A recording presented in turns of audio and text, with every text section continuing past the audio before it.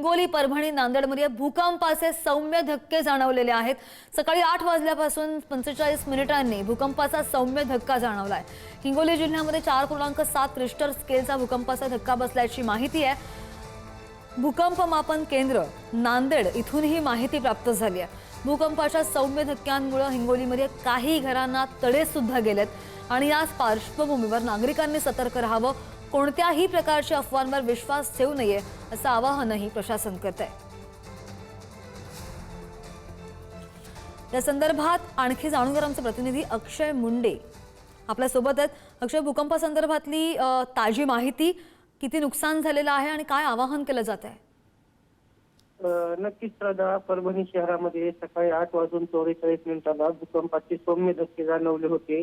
या भूकंपाचं केंद्र हिंगोली जिल्ह्यात असल्याचं स्पष्ट झाले आहे। हिंगोलीमध्ये 4.7 रिश्टर स्केल इतक्या तीव्रतेच्या भूकंपाचे धक्के बसले आहेत।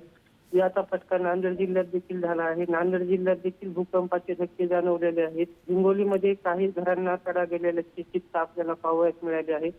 परभणीमध्ये सकाळी भूकंपाचे धक्के जाणवल्यानंतर नागरिकांमध्ये भीतीचे वातावरण निर्माण झाले होते।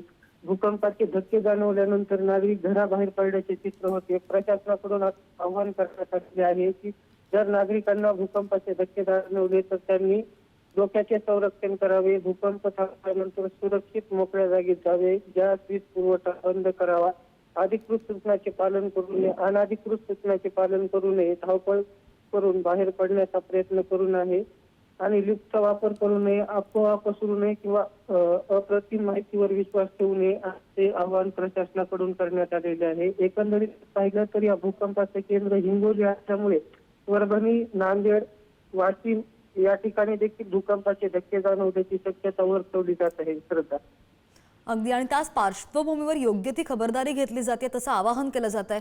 अक्षय, ताज्या माहितीसाठी धन्यवाद।